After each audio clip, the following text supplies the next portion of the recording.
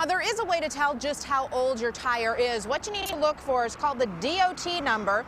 Look for the last 4 digits. On this one, it says 5103, which means this tire was manufactured in the 51st week of 2003. Some of the formula we found actually dated back to June 2002. That's 7 months old. So we decided to call store managers to see what they had to say about this. So we know that it is possible to turn someone into a diamond, but the question is, would you actually turn your dearly departed grandmother into a piece of jewelry?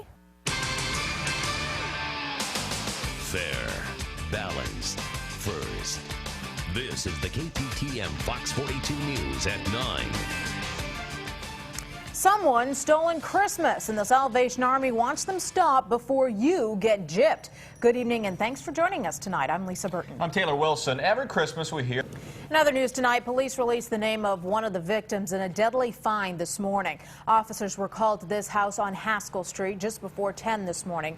OPD Sergeant Teresa Negron says someone found the bodies of a man and a woman and called police. Tonight, that woman has been identified as 45-year-old Danette Cox. She lived in the house.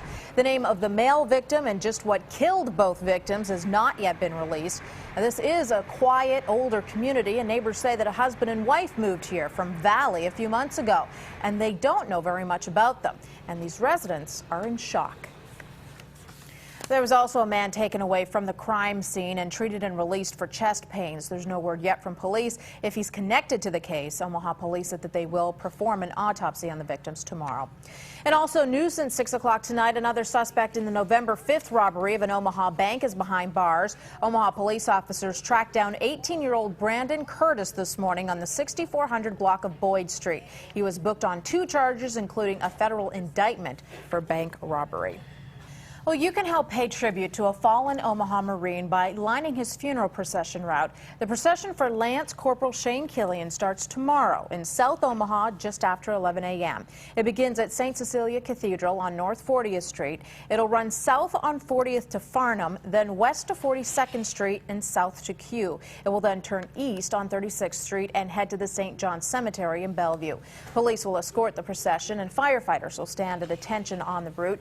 Mayor Mike Fahey also asked Omaha residents to lower their flags to half-staff Wednesday in tribute of Killian. Killian's story touched many hearts across the country, and tonight there's a grassroots effort on the Information Superhighway to help his family and the newborn son that he never knew. And many people have been going online to try and find ways to help, so a chat room of sorts was set up with information. And weather-wise, we still haven't seen the snow yet, but the temperatures seem to be steadily dropping. Yeah, seeming more and more like winter and fall and all that kind of stuff. I think the white stuff is just around the corner. I bet Dean is just itching to tell us about snow. Well, hey, good news for... Finally, in our nightcap tonight, another new addition at the Henry Dorley Zoo. Take a look at this little guy. We think that it's a guy anyway. Well, the zoo hasn't determined the gender yet, but we do know the breed. This is a loggerhead sea turtle, normally found in the tropics.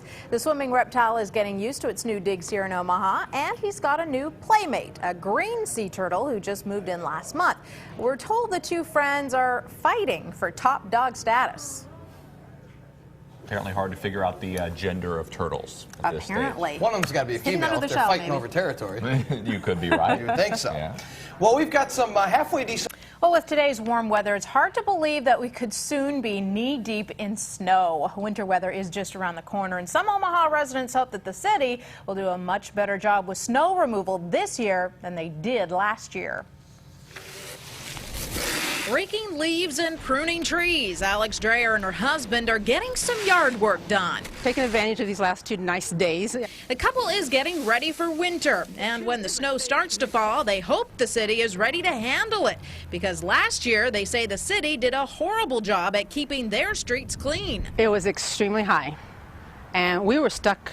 I was stuck several days not going to work. We've got basically the same amount of equipment that we're going to be putting on the road this year. We're developing different schemes for the routing of those vehicles. Interim Public Works Director Norm Jackman says snow removal should be better this year. He says this year the city plans to use global positioning satellites in some of their trucks to make the road clearing process go more smoothly. What that's going to tell us is Did we miss some areas? Because it'll be able to track the trucks as they go through a neighborhood. And we can tell if we missed an area and we need to go back. And Jackman says even though diesel fuel is more expensive this year, he says the budget should cover it and service won't be affected. He says salt and sand supplies are also well stocked. So we think we're going to have a well-trained workforce out there that are going to be able to serve the public well in this coming winter. But for residents like the Dreyers who were stuck in snow most of last winter, they say they'll believe it when they see it. Well, this year, keep our fingers crossed. So we'll see. Now, Jackman admits that snow removal was slow last year because of big snowstorms that we had back to back. He says that he's confident that this new GPS technology will make snow removal a lot easier this year. Well, did you know that 1 in 4 teenagers... Three movies in a row, that's quite a long time. That is. Well, thick smoke covered skies today in Chicago when a fire got out of control. And all eyes are on a Colorado town as Kobe goes to court. We've got today's startling testimony.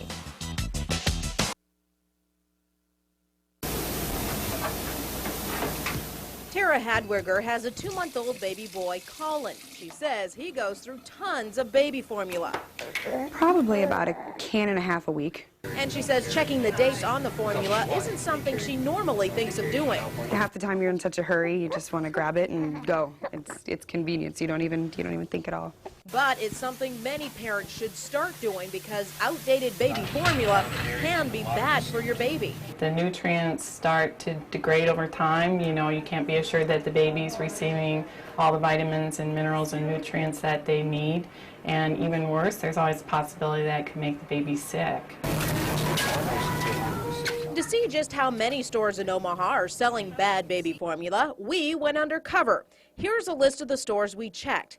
Baker's, No Frills, Walgreens, Albertsons, Hy-Vee, Bag & Save, Super Saver, Wholesale Food Outlet, and Osco. 4 out of the 9 stores sold outdated baby formula. Bag & Save, No Frills, Walgreens, and Wholesale Food Outlet. Some of the formula we found actually dated back to June 2002. That's 7 months old. So we decided to call store managers to see what they had to say about this. It's our policy to check dates when we rotate, and the employees are supposed to rotate, and we are going to look into it and see what happened, because it should not have happened. Walgreens sent us a fax saying that they have procedures in place to regularly check stock and remove merchandise that is approaching expiration. Occasionally, human error may occur. An employee may get interrupted, for example, and an item or items may be overlooked. No Frill officials told us that it is their policy to never sell outdated products, and obviously there was a breakdown in that policy at this store. They tell us that corrective measures have been taken. And Wholesale Food Outlet also faxed us a statement saying that they would never consciously display or sell products with an expired sell-by date. They advise their customers to bring any of their concerns to the store manager. As for Tara, she says she'll definitely start looking at the dates the next time she shops for baby formula. I think it's disgraceful that they would do something like that. You know, because like I said, you shouldn't have anything at a grocery store, you know, expired, but and especially, you know, something that's been being fed to a child. It's forever. It's a girl's best friend. It's the hardest substance known to man. Now it can be your grandmother. The Chicago-based company Life Gem says for $8,000 they can turn a loved one's ashes into a gem-quality diamond. But is that really possible? There's a researcher at the Northwest University that claimed that the science was there, and it certainly was possible. Apparently, the human body is made of carbon, and so are diamonds. By heating and compressing human ashes, you can produce a synthetic diamond. So we know that it is possible to turn someone into a diamond, but the question is, would you actually turn your dearly departed grandmother into a piece of jewelry? It's just ridiculous, very ridiculous. I suppose it would have some kind of a sentimental value to some person, but it would not be the thing that I do. I don't know who would wear such a thing, but I guess it's kind of a creative idea to remember someone. It's just kind of awkward way to remember someone, I guess. I don't know, I'd rather visit than have it on my finger. How much is the diamond worth? I don't know what the diamond's worth. I know it costs about $8,000. Oh. Does it matter what it's worth? Possibly. So it was, if the diamond was worth a lot of money, you'd turn your grandma into a diamond? You just never know. I don't know. I'd have to think about that. But if this is something you would consider doing, as always, buyer beware. I don't know whether they've got a process that can 100% guarantee each and every person that the diamond that they receive is truly from the cremated remains of their loved one. And that's an issue and a concern that I personally would have with it.